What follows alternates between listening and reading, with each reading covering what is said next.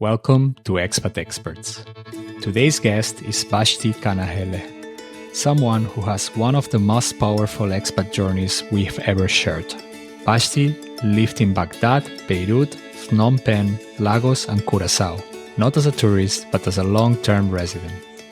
Now, add to that surviving 2 chronic illnesses while navigating foreign healthcare systems and rebuilding a new life back in the US.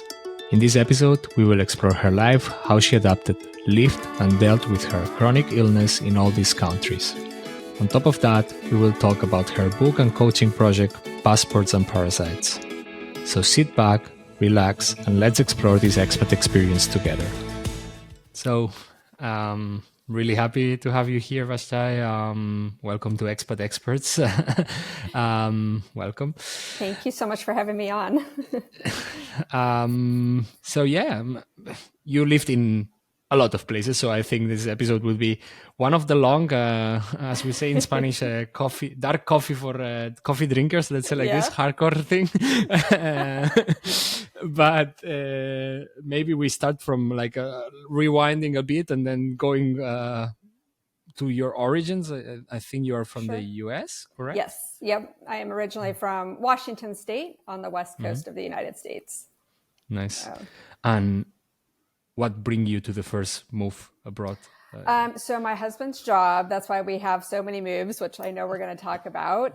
But we move every 2 to 3 years generally for my husband's job. So the first place that I went overseas with him to live was, of all places, Baghdad, Iraq, 2009. So during the war still, which was, jumping into a whole other lifestyle that I wasn't used to, and also going into a conflict zone, which is its own set of, new things.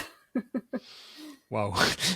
I mean, that seems like a big jump to do, no? Like, it's not that you're moving, it was your first ever move abroad and you go to a conflict area in a not so nice moment of the territory. Yes. How was it? How do you remember arriving there? I remember arriving there on a military aircraft, which my husband wasn't in the military at the time. He worked for the State Department, so our diplomatic corps. But at that time, we were coming in on a C-130, which is a military aircraft. And I just remember thinking, what am I doing here? Because then I proceeded to get on a helicopter and, there's a gunner in the door and we're just going over the Iraqi countryside to go down by the embassy. And I just had this moment, what am I doing? Can imagine. I mean, it's not the normal entry into a country either. So yeah. No, generally not. No. Have you entered other places in a more calm way though afterwards, I hope? Oh yes. Everything else has been, pretty normal. So I have the list, but I would love you to say it because it's pretty impressive. What has been your years abroad, more or less? It by memory? Yeah. And the other day I was messaging you with it. So 2009 to 2010, we were in Iraq. Then 2010 to 2012, we lived in Beirut, Lebanon. And then we had a brief stint back in the United States. And then we went to Phnom Penh, Cambodia from 2013 to 2015. And then we went back to the US for a couple of years in Dallas, Texas. And then we went to Lagos, Nigeria from 2017 to 2020. And then in 2020, we went to Curaçao in the Dutch Caribbean. It's an island right down by Colombia and Venezuela. And then from there, we went back to Virginia, which is where I'm talking to you from today. And then next month, we're moving to Cairo, Egypt. So here we go again. So it's not over. There is more countries there's more coming. Crazy. Yeah. And it's very different places. It's just I don't know, I can imagine that from Nigeria to Curaçao, things are absolutely different and nothing to compare with. No, I assume that the cultures are very different, but languages also. So Curaçao, it's language Portuguese, no? very different. Curaçao is actually Spanish, Papiamentu, which is like the local dialect, and then also Dutch, because it was a former Dutch colony. Yeah, of course. So, and then English, because so everyone there spoke about 4 different languages. But the interesting thing that was similar is that you had so many West Africans who came to the Caribbean during the slave trade. So you do have aspects of the West African culture there. Crazy. Yeah. How do you immerse in so many cultures? Like, or do you live in a bubble in kind of situation? I would say some of both, right? In Baghdad, it was definitely a bubble. It was an active war zone. We had very limited ability to, really interact with Iraqis much and learn much, which I was sad about, but that was the situation. And then, moving every couple of years, I always try to immerse myself as much as possible in the time frame that we're there, because I think it's really important, and that's how you build a life somewhere, right? But also it's also not as great as people that go as expats more long-term to places, because I don't have the ability to learn the language as much as I would want and things like that. So I'm just constantly reinventing myself, honestly. I mean, definitely, like, the language is very difficult. I don't think you can do it like in a time span of like 1-2 years. So I mean, you move with English. I mean, at least you have the base of a language that is spoken in a lot of places, or that there is always someone to follow. But what about more like personal connections also? Because in 2-3 years, it's always this time that you start to have good connections or people that you might consider good friends, and then you're leaving again. So how do you deal with that? And that's really hard. And I've learned to always say, until we meet again, it's never goodbye, because the world is very small now because of technology. And so you can always stay connected to those people that become close friends. But it's hard because, like you said, you're getting into your community, you're finding your people amongst expats and people, local people as well. And then it's time to go. And so it makes it hard and sad, because we don't have those longer relationships. But I will say that I am still friends with people. They were just over at my house that I met in Iraq, so in 2009. So we live in a time where you can keep those connections, which is wonderful. But you need to make an effort to keep Absolutely. You always have to make an effort. Yeah. What about feeling integrated, in the sense of like arriving to a place and immediately felt it like home, or being an alien absolutely at first at that place? Does it happen often when you move to these places that you think, oh no, in here I feel like from the first moment happy? Yeah. So Lebanon I really loved, which some people might be like, oh, that sounds so interesting, but I loved it there. Absolutely. And Curaçao also, I felt like, oh, I could live on this island for the rest of my life and be very happy. And then I think the hardest place outside of Iraq, just for obvious reasons, that I really kind of struggled with was Nigeria, which I ended up absolutely really enjoying living in. But those initial months, I felt very isolated and alone. It was a very difficult time for me. And I had 2 little kids. So there's a lot of things that go into that, right? Not the ability to get out because I have a baby and a toddler. And that adds sort of to that feeling of aloneness sometimes, until you are able to go out and find your community. Absolutely. Something that I wanted to ask you also, like the concept of home. No, that's also something that I discussed with people who are more like digital nomads, and they are always traveling and these kind of things. How has the concept of what is home changed after traveling so much? Like, because do you still consider, I don't know, your place of born your home, or no longer, or home is what you bring with you and that's it? Home is where my family is, like my immediate family, my husband and my children, definitely where we are together. We can create a home anywhere. And the United States, yes, is always my home, but the world is really my home. I feel like I don't have it's very hard. My husband and I have talked about this, like, where do we retire someday? Because we can't decide where we want to go, which isn't a terrible problem.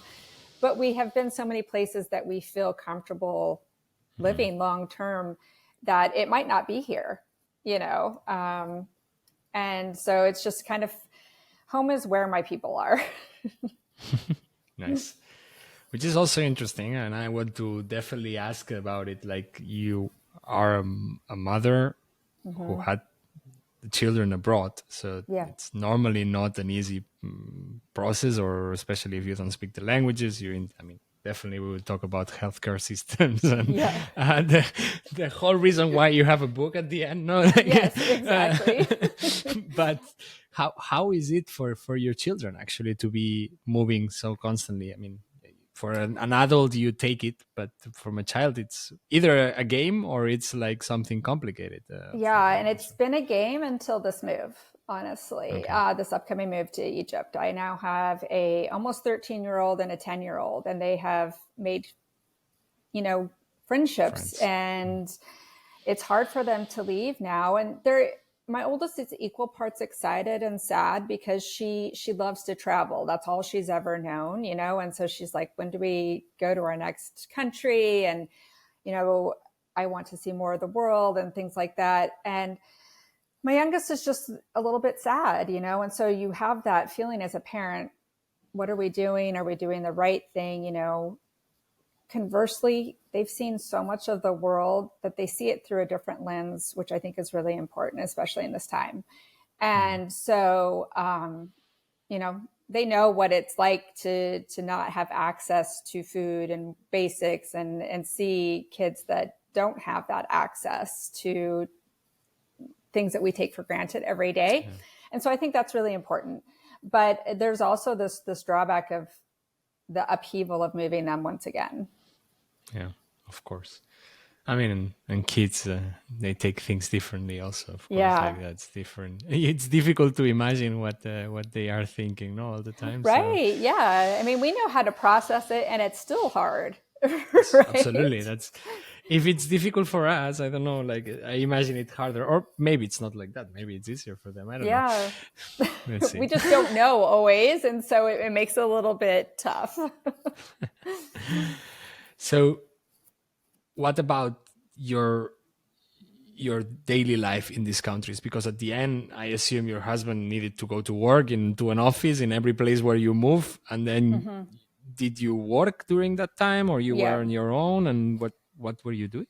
So for the first few years, so I would say I was working in Baghdad. I had to have a job in order to go. I couldn't just follow along. So I was working at the U.S. Embassy in Baghdad, and then same in Beirut I worked, and then in Phnom Penh I also worked. And then I had my oldest, and I was still working part-time. And then I had my youngest in Bangkok when we lived in Cambodia, and I'm sure we'll talk about that.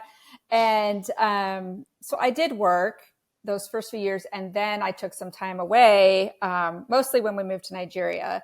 And it was hard. It was different, right? Because you meet a lot of people when you go to the office. So then it just became more about, going to meeting other moms, other expats, and things like that. Just a different approach to meeting people, honestly, at that point. And it was good in many ways. I still have lifelong friends from that time, but it just changed. And it was, like I said, in Nigeria, a little bit more like alone in the beginning, especially if you arrive somewhere in the summer. A lot of expats leave places in the summer and they go back to their home countries, And so then you arrive and like, there's nobody there. And so you're just trying to figure out your way a little bit. And it just depends on where you're at. Like if you have the use of public transportation, and things like that, which there we did not. So it was a different setting.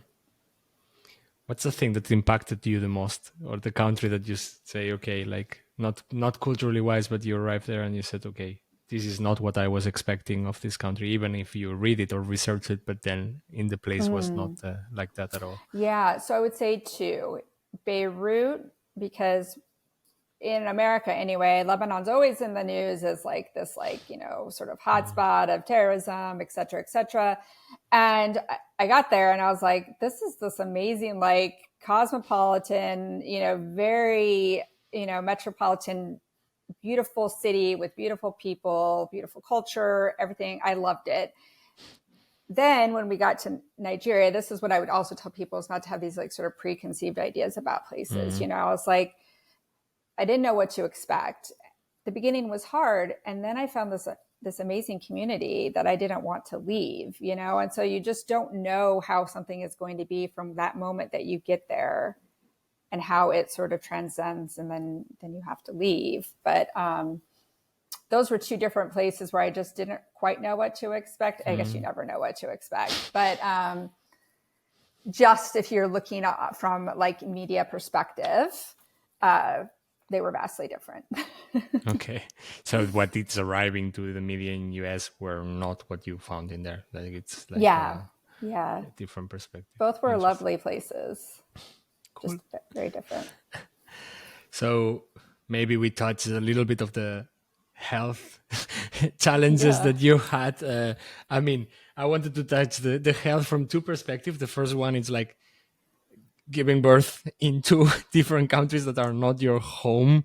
And then of course, like more intense health challenges that you had, like navigating like Lyme disease and while living abroad. Maybe we start with the giving birth first. And how was that experience? Because I imagine, like, I mean, you said one in Bangkok and the other one was in Seattle. So I did have one here in the United States. My oldest daughter, Kira, was born in the US, which was just like, the US healthcare system is what it is. But it's like when you go in to have a baby, like you're there for maybe 48 hours max, like depending on like the type of birth that you have and how things go with the baby. Obviously, if necessary, you're going to be there longer, but generally it's the sort of 36-hour time frame. And so I was like, I had her and we left and I felt completely unprepared. And I was like, what do I do with this tiny human? And which is pretty common. Conversely, then we were in living in Cambodia, but we were not allowed to give birth there. Just the like NICU care in case the baby came early just wasn't sufficient if something were to go wrong in pregnancy. So I went to Bangkok and I had Kate there, and it was like so great. One, everybody did speak English, so that barrier wasn't there. There's a lot of medical tourism there, so they really cater to especially Europeans and I think people from the Gulf. So, you know, and then I did hire an Australian midwife to help me navigate the system. She lived there. She knew the system. I was coming in, right? I was like, I need some help would be great here. And she was wonderful. And 4 days after I had her, I was like, can I go home now? Like they were taking care of me. I was getting massages. I was having they were just helping take care of the baby. It was really different. I was like, okay, this is, you know, very different from the US model, and actually a very wonderful model where the mother is more taken care of, which is not something you see in the United States, really. Curious. I wasn't expecting that experience. I mean, I wasn't expecting that there is countries where you're not allowed to give birth either. But, I mean, it's not allowed. It's that probably they don't recommend you know, like the company, right? Obviously, people give birth every day in Cambodia and it's fine, right?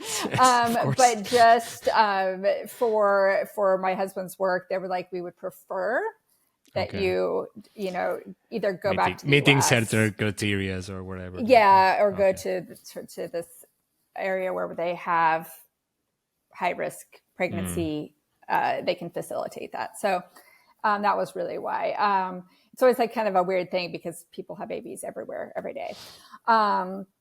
So that's sort of the pregnancy side of things, which was, you know, I think different than people would expect, right? When you talk about it. And then when we're talking about like Lyme disease and Hashimoto's, when we lived in Cambodia, I got bit by a bug of undetermined origin at the time. I can still remember it, where I was when it happened.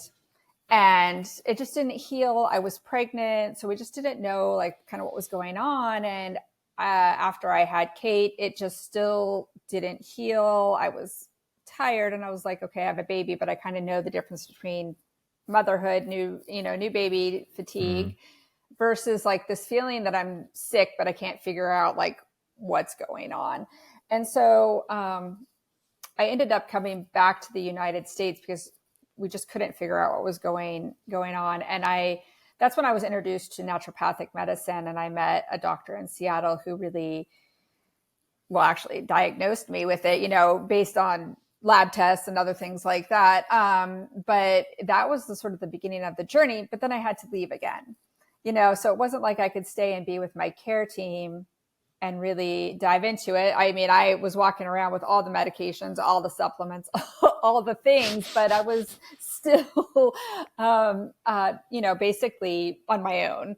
And then we moved to Texas at that time, and there just wasn't the care there that I needed for Lyme disease. So I was always doing it remotely, which is not really ideal when you're dealing with a chronic illness like Lyme disease. And then I was diagnosed with Hashimoto's, which is autoimmune thyroiditis, which is a autoimmune disease. And that's really common when you have something like Lyme disease and to have that. But again, I was diagnosed with that when we were living in Nigeria. And I was just like, I don't know what I'm going to do, because there's like lifestyle things that you're supposed to do, not eat gluten, not eat dairy, not eat soy, not eat all these things. And I was like, I'm in West Africa. Like, I don't have a choice. I don't have all of the things available to me all the time. Right. But I made it work. And then I wrote a book about it. But it was hard to be away from my care team, but that's also what took me out of working in international development and working for the government, and then starting my own health coaching practice, and later became a functional medicine practitioner, because I know what it's like to be misdiagnosed, undiagnosed, all of the things, and then to also not have your care team with you. So I work with people remotely now. A lot of people that have Hashimoto's, or people that have Lyme, mold disease, things like that, that just have a harder time getting the treatment that they need in the conventional care system, which we need the conventional care system. There are just other, sometimes disease states that aren't treated as well in that system. So that's kind of what led me down the path to the work that I do now. Interesting. I mean, I know very few about functional medicine, but I know very few about medicine in general. So it's not I've luckily never been too sick, or like we said, some bones out or whatever. So for those like me, what is functional medicine? How do you describe the job that you do? So we're really looking at the root cause of why you're sick, right? There's so much illness now that people are getting diagnosed with autoimmune disease, with Lyme disease is becoming much more prevalent, but that's a lot more due to things like global warming and just having those bugs in many other places now than they were before. And then, so we're looking at, okay, why are you sick? Let's not necessarily just throw medication at you. Let's really work on helping you get better and stay better. Medications most definitely have their place in this world. But, we, especially in the United States, have a lot of chronic illness. And so it's working with people on that lifestyle, diet, things that people can do at home to help them feel better. But that isn't always, solve the problem. We're looking at also stress reduction and all of those things that we all talk about, that really is a causative factor in why so many people are sick now. Yeah. I mean, that's one of the things that I wanted to ask you also, like mental health in general, like how was it to be abroad or be in a place, and then suddenly because of a bite of an insect, your world changes, no? Also because and that for sure was a toll on your mental health at some point. Absolutely. Yes, absolutely. And we were moving at that same time internationally. So back from Cambodia to Dallas, Texas, which also was not my home state. I didn't know anybody. I am completely alone in that environment as well.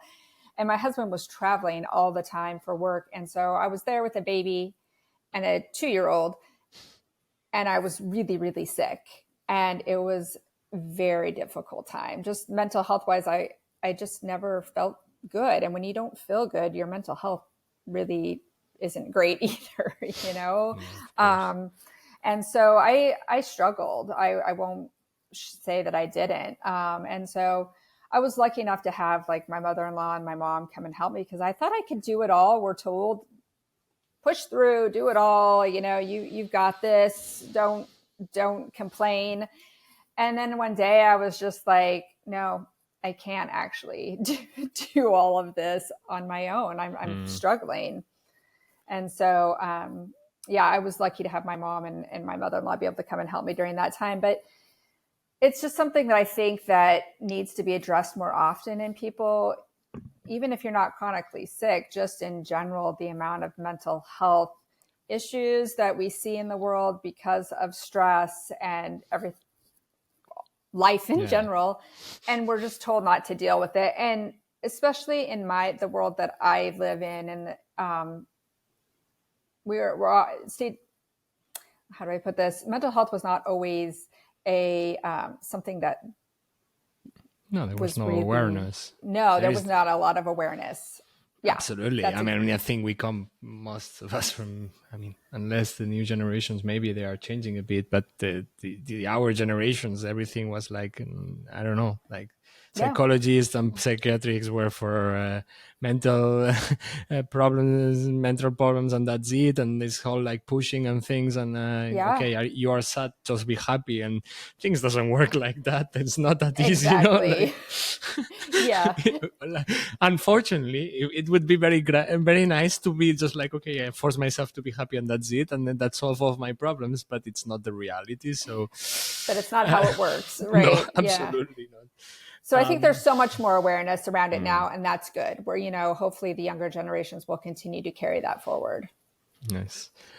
What about the fact of, I suppose you needed to explain that wherever you went, like arriving to a new place and with your medicines, which I don't know, you cross the border and they are okay. Now I need to explain again. This is the medicine for that, and this is for that. And then I don't know if you needed to do any regular check or anything in the doctor, you needed to explain everything again. Yeah, and they don't. And like Lyme is a weird thing that's not always recognized by every doctor. They'll be like, you don't really have that, or there's like a lot of weirdness around it. And so I actually would often just go back home, which is not ideal, but that's where my doctor was. And like, that's where I felt I was getting the best care. So I would usually go back, but it made it, it was tough because not everybody believes like, oh, you have Lyme disease, even though I clearly have paperwork that says that I do. So just re-explaining it and, being believed. Oftentimes people are sick and they're, especially women, and they're not, nobody believes them. So hitting up against that as well. Maybe one last question before we jump to your life hack and advice. I moved 3-4 countries already now. How do you move all your stuff? It's the moving. It's always a nightmare. I'm trying to break a little bit the health moment, but it's just like, how do you do? Like, do you have do you take your husband jobs take care of it? They do. So I am very lucky in that we have a certain weight limit, right? Okay. And so within that weight limit, we can ship items. And so in that aspect, I am very lucky because I know that a lot of people have to either get containers or they just sell everything and then they move. So we do have that luxury. I'll say it's a luxury to have the help with moving. But still, I find myself having to go through everything in the house. I'm like in that now, and even when you move every 2 to 3 years, you still accumulate a lot of stuff. It's crazy. It's crazy. Yeah. So that's where I'm at now, is just like going through it. And then I have this sort of system of like stickers of things that I want to come with us on the airplane, things that are going to go in storage, and things that will come on the ship. So like, I've kind of gotten a little system over the last few years, and like those things that you need right when you get there, or to take with you. And now things will be different. This is the first time like we don't have toys, or we're not trying to, do that kind of stuff with the kids. So it's a little bit different. But I think moving is just stressful. It is. In general. Yeah. How do you deal with it actually? Because I know like always there is this like 2-3 months before the move where you start romanticizing where you are, and when you live for the last 2-3 years and everything, it's like, oh, I will miss this, and I will miss this food, and I will miss this coffee shop, and oh, I need to say goodbye to this one, to this person, to this other, and then arriving to a place blank, and it's just like, okay, what I'm doing here now, I need to rebuild everything. It's a sensation that it's not easy to deal with. I don't know. Yeah. And I'm in that romanticizing moment right now, and trying to see all the people, eat at all the restaurants, knowing that like, for me, like I love Mexican food, and I know that that's not going to be obviously readily available in Cairo. And so I'm like eating it all the time. And my kids are like, not again, Mom. Like we don't, or just the convenience of America, for better or worse. Like I can get whatever I need whenever I want it. And so just that mindset shift is, okay, things are just going to be a little different. And then getting there, and I am lucky in Cairo that I have a couple of friends. And so they're kind of setting, things up and helping me out. Like, this is the internet guy you want to use, or this or that, right? The basic stuff, no? The basics. Internet provider, water provider, electricity provider, and here there is the best coffee of the city and the best restaurant to eat. Absolutely. Important information. Always. Yeah. And here is the book club of English speakers. Yes. Simple and not just like people in the embassy. I want like, where are the English speakers, but like a broad scope of people, right? Cool. I would say if we jump to I mean, we will get back to culture comparisons and deep diving, and I also have some questions from the audience, which I reserved from that, so I didn't ask them myself, but I let the audience ask them. But before we do that, I would ask you if you have any major piece of advice, any life hack that you would like to share, that you would say, okay, this is what I recommend everyone to do when moving abroad. Yep, I have 2.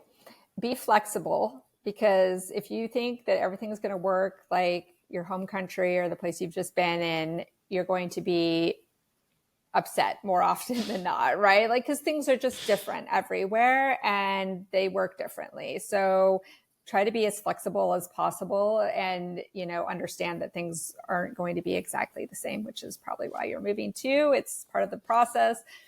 And then really find that community, start nurturing a community as soon as you can.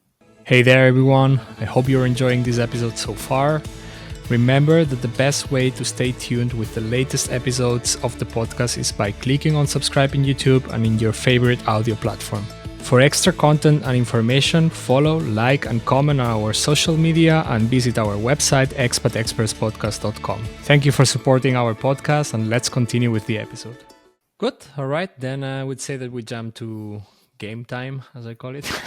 So I just prepared a little bit of rapid fire games. This is just like a lighter side. This makes me nervous. No. Actually, the first one, it's one that I love to do with people who just lived in a lot of places. It's a little bit of a this or that. So I would just like you lived in a lot of countries, so I will just give you two contrasting cultural things from the places that you lived, and then you tell me what do you prefer or what you pick and why. Okay. The Lebanese hospitality or the Nigerian celebrations? Oh, you're so rough. Lebanese hospitality. Street food in Phnom Penh or home-cooked meals in Baghdad? Street food in Phnom Penh. I don't know if you had home-cooked meals in Baghdad, though, then probably not, not in that time. Not very much. We had I had to eat in a cafeteria. So the calm island life of Curaçao or the chaotic buzzing of Lagos? Island life. Yeah? Yeah. Nice. More calm or because... I think more calm, just where I'm at in life now. I love the chaos of Lagos on a certain day, but if I'm like a beach girl at heart, so if you give me the beach, I'll be happy. So, well, then prepare for the chaos of Cairo, because right, exactly. Yes. It's coming again. It is. Talking about chaos, Lagos traffic chaos or Phnom Penh motorbike madness? Ooh, motorbike madness. Driving or just seeing it from outside? I will tell you, I didn't drive in either place really very often. Good. Yeah. It's a good way of staying alive, yes. That's functional medicine also. No? Yeah, exactly. Yeah, stay alive. The Caribbean chilly vibes or the Beirut's bustling energy?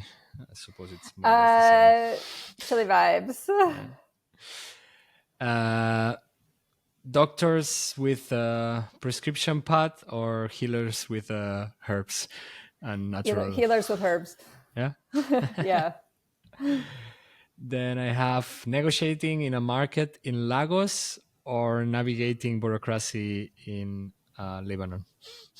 Oh, Lagos. Yeah? Yeah. Is it the funny story? You need to bring prices down or... You have to bring the prices down. Sure. Start like at half, right? Okay. That's also keep that practice on because I think in Cairo you will need it also, I think. Oh, yeah. I went to the Kanakalili and it was like nothing I had experienced before. I'm really bad at this. Like, I'm really, really bad. I'm really lucky to have my girlfriend who's good at negotiating because I'm a disaster. So they would rip me off every time. Dry desert heat in Baghdad or the tropical humidity of Curaçao? Tropical humidity. Yeah. Baghdad was like walking into a hair dryer, like directly into the heat of a hair dryer. What about Curaçao? It has also raining season, I suppose. Yeah, but it's more arid than other Caribbean islands, and so maybe a little bit like the U.S. Arizona. But so it wasn't super humid, but there were some rainy times. Yeah. Nice. So I have two more: communal living in Cambodia or private space in the U.S. Oh, I do like my private space. And the last one that I have is Hashimoto friendly diet or US more kind of eating. Hashimoto's friendly diet. How is food? Like I should have done this question in the beginning, but how is like experiencing all these foods around the world? Like it must be incredible. I love it. And for those of you that pick up my book, it's like one part travelogue, one part like health. And then it is really, everyone's like, you are a foodie, aren't you? Because like your book makes me hungry. Nice. So I love trying all the different food. That's cool. I'm one of these persons who has the whole Google Maps pinned with restaurants only. Oh, my husband is that person too. Yeah. Yeah, he can look anywhere we've been in the world and like find his favorite restaurants. Absolutely. Yes. I'm exactly the same, but I even like have like my list are shared publicly because my friends ask for them. So I send them the links, and everyone it's just like, okay, here you have my list of restaurants. Go check it out, and that's it. Yeah, like, we do that too. That's so cool. Cool. I will do the second game, which I call Expats Anonymous, true or false. Basically, I would throw some myths about people who are living abroad, being an expat life, and being like traveling around, and you tell me if you believe it's a true or a false statement, and maybe why. Okay. The first one that I have, it's expat life. It's being on one big vacation. False. Living somewhere and going somewhere on vacation are two very different things. Absolutely. Agree. I mean, I think you responded this one before, but healthcare is always worse abroad. False. Healthcare can be excellent abroad. Being an expat changes your core values. True. You always be seen as an outsider wherever you go. True and false? It depends. Depends on the effort that you put in. Makes sense. So now this one is for the moment that you are in. The hardest part of being an expat and moving so often, it's saying goodbye all the time. True. Very true. Locals always assume that expats are very rich. Sometimes true, yeah. You can find good healthcare everywhere if you know where to look. True. Nice. After a few years abroad, going home feels more foreign than familiar. True. Learning to let go of control is essential for an expat life. True. Yes. Hence my flexibility comment. Yeah. Absolutely. Every country has its own version of customer service, and most don't resemble the US version at all. Very true. Oh gosh, I saw story time in there in that eyes. Like, did you had any bad customer service experience for sure? No? Or yeah, good but one. also bad customer service here too. Yeah, absolutely. Like, yeah, just everywhere you can have both, I think. So the next one that I have, it's making friends as an adult expat. It's harder than learning the local language. Yeah, true. Sometimes. I think it depends. Some people it's easy to make friends, right?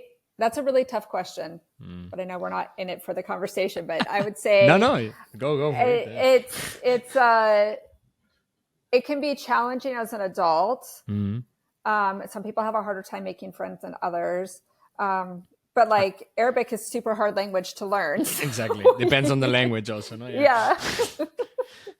I did German and Greek in 6 years. So that's been a nightmare. So I prefer also really difficult. Yeah. You learned some language from the places you've been? I would say like I've learned like get around language, you know, like how to ordering taxis, you know, the basics. Yeah. I have one that I know the response because you lived in Nigeria, but the concept of time, it's universal. No, that is false. There's Nigeria time, there's island time, there's all sorts of time. No, but even like deeper, no, I think in Nigeria, I don't remember with who I was talking with. I think the second episode of this season, she also lived in Nigeria, and she was telling me that they literally have a different hour system, so that when they tell you 3:11, it might be 3 p.m. And oh yeah, yes, oh yeah. So, and it's funny because my husband was in the military, and so for him, early is on time and on time is late. And then you put him into Nigeria, where like they're going to tell you 3, but they really mean like 5, right? And he shows up at like 2:55. and they're not ready at all. I think I would like your husband. We seem very similar. I would also be 250 there. Yeah. Cool. The last one that I have from this game, it's living abroad taught me more about myself than any self-help book ever could. Absolutely. Very true. Nice. So the last mini game that I have, it's a very short one, and it's just to go back a little bit to the healing section. I call it wellness around the world. So I give you 2 countries and you tell me how each approach health and wellness differently. How did they do it? If it was more supportive, less, or if you experience it at all or not. And the first 2 countries, I put them randomly, don't pick this as a one or another. It's Cambodia versus Curaçao. Oh, very different healthcare systems. I would say Curaçao is more like the U.S. healthcare system, in that it's you have to have a doctor and you get your referrals and all of that, and you have to go through the system, right? Okay. Whereas Cambodia, more like I could go to any doctor I wanted. I didn't necessarily need a referral, and it was like cash pay. So there's different tiers of healthcare then, right? Yeah. Levels of how much you pay, no? Right. Private hospitals versus public hospitals, etc. Yeah. Crazy. Iraq versus Nigeria. I can't speak to the Iraqi piece because I only was at the embassy health unit there, and I thankfully didn't have any health issues while we were there. Nigeria, again, I had some great doctors there, and my husband had to have emergency surgery there. And at first I was like pretty nervous, but we had a really good experience. We had an excellent surgeon. The hospital was good. They took really great care of him. So again, those things that we think can sometimes be different than the reality, right? Prejudices that we bring. Yes. Yeah, absolutely. So the last one, it's Lebanon versus US. Lebanon. Yeah. I was better for me personally. I had quite a fertility journey, and the doctors there took me, they really investigated and figured out what was going on far quicker than in the US healthcare system. Okay. Interesting. Cool. So with that said, I will close the mini game so you can relax again. Okay. It wasn't that hard, no? No. And as I said, I asked some questions to the audience and some friends and people who listens to the podcast to share in your profile and ask whatever they wanted to ask you. So they sent me 3 questions. The first one, it's from Mike Ratio 8. Hashtags, I don't know. Names in YouTube are always strange. What's the one country that you would move back to eat in a heartbeat, and why? I think right now, Curaçao, I would definitely move back. I would immigrate. And it was just, the life was easy there. I really appreciate the work-life balance and just the slower pace of life. And so part of me just thinks I belong on a Caribbean island. Which doesn't sound too bad. No. At all. No, not at all. Cool. Then the second question that I have, it's from A Tour to the World. And they are saying, how do you manage your health routine while traveling? Do you have any things that you keep in every country for yourself, like as a health? I do. So I always have. Well, so right now I'm like really pretty stable in my health care and my healthcare journey. So like I'm lucky in that. So I have my little set of supplements and then medications that I always travel with. And like just recently I got off the phone with the pharmacy and like, okay, I need a year's supply of this. So just planning ahead and having things put in place so that I'm not scrambling at the last minute. And then finding the place in the country that I'm moving to that can help support me in my healthcare needs. That's different for everybody. Some people it may be, I mean, I think everybody can benefit from massage, but for me, that's great. And so finding like, where's that location, or is there a functional medicine practitioner in Egypt? Well, yes, there is, and locating that and just finding the resources within the country that can help me flourish there. And you do that in advance normally, or like you research these things before moving? I'm a big researcher. It's kind of a thing for better or worse, but, and then I'll ask my friends, and then when I get there, I'll just figure out the rest. But I like to have a little bit of insight into what to expect and places to reach out to. Nice. So the last one that I have is from Luis Christ. Are you planning to stay traveling forever, or there is a moment that you see yourself stopping this traveling journey? It's a really good question. I don't know how to stop. No, honestly, this is the first time I've felt more tired going into a move. I think it's just, we're getting older and, just kind of, okay, I'm a little fatigued, but I don't think I'll ever stop traveling. That's just part of who I am. And I think it's a really important part of my life and part of my health is to learn and see and learn about new cultures. And so I don't know. That's the question is maybe we'll stop for work in the next few years. But who knows where we'll end up retiring. And I think that we'll always continue to travel. Cool. Traveler forever. That's nice. Sounds cool. As long as we can, right? Yeah, absolutely. I mean, there is always a limit, no physical, at least. Yeah, exactly. Good.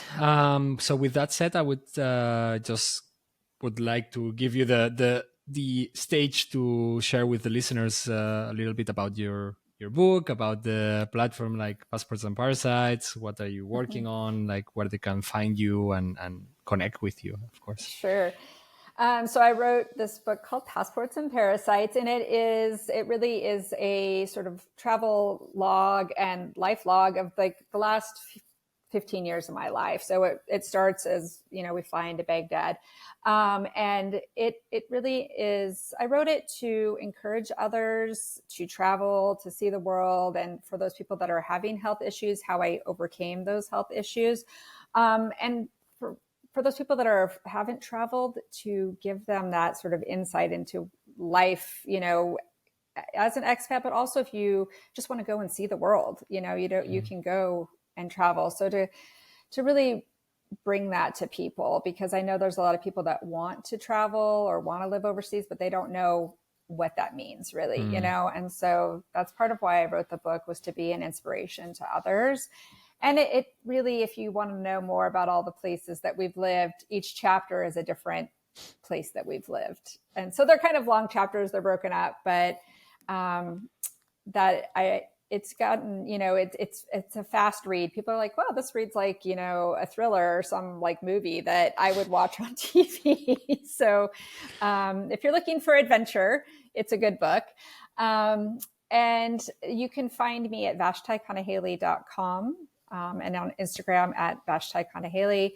You can learn more about working with me if you're interested in hiring me as a functional medicine practitioner or health coach. I work with a naturopathic doctor out of Seattle, Dr. Fox, and we work together to help people around the world find health again and to feel better and stay better. Cool. Nice. As always, all the links will be in the description. So anyone who wants to get in contact, check the book out. I think there is even a first free chapter, so you can get a sneak peek into it, which is also very nice. So yeah, just check the links down in the description of the episode. And looking a little bit on the time, I would say that before we close the episode, I would love to hear if you have any funny or unexpected story from your travels to, I don't know, close with the last funny moment.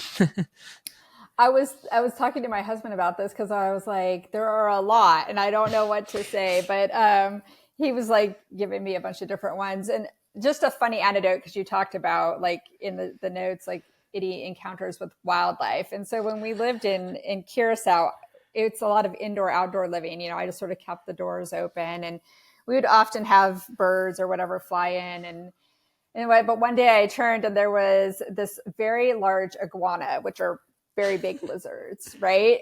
And it's just standing in my doorway looking at me. And I'm like, okay, well, what do we do here? Because there's this, large iguana staring at me in my home. We just sort of had a little bit of a standoff. I also had dogs, so I had to put them elsewhere because I didn't want the dogs and the iguana to fight. But it was kind of shocking to just find this, very large lizard hanging out. And another iguana story at the beach. One day I was just hanging out and I looked up and this iguana had come up and was like right beside me. In the sun. In the sun. That's just one of the funny anecdotes. And then another one is just like the people that you meet, you just never know. We were traveling through Turkey once and there was this guy we ran into at a gas station, and he was like all grizzly with this big beard, and he was driving this old RV, and he was just, we were getting a flat tire changed, I think. And he was like, oh, I'm an American too. I, sold my house or whatever, and I'm traveling all over Europe, and I'm just driving this RV. And it was just the funniest story. And then he's like, and I know George Bush. And we're like, sure. Okay. Okay. And then sure enough, all of these pictures with him and the former president and everything. And he looked like just this random guy. Right? And so we talked to him for a couple of hours. You just don't, you just never know who you're going to meet out there. Crazy. Yeah. Nice. Well, I think it's time to close the episode, but it's been very inspiring and very nice conversation talking with you. I'm really happy that you accepted the invitation to come to explain your story. Me. Yeah, it was wonderful. We'll have to do another episode once I've been in Egypt for a while. Exactly. So once you have one country more to talk about, then we will do a dedicated Egypt episode once again. Yeah, it's a bucket list for a lot of people. So I think listeners would be really interested to see what it's like. And I know you're visiting soon too. So yes, absolutely. Yeah. Well, thank you. Thanks again. And yes, for everyone listening, as always, don't forget to subscribe, rate, share, check our profiles, but also Vashti. This name is I'm failing at the end. Great. Vashti profiles and website. Until then, keep exploring, stay curious, and see you in the next episode of Expat Experts.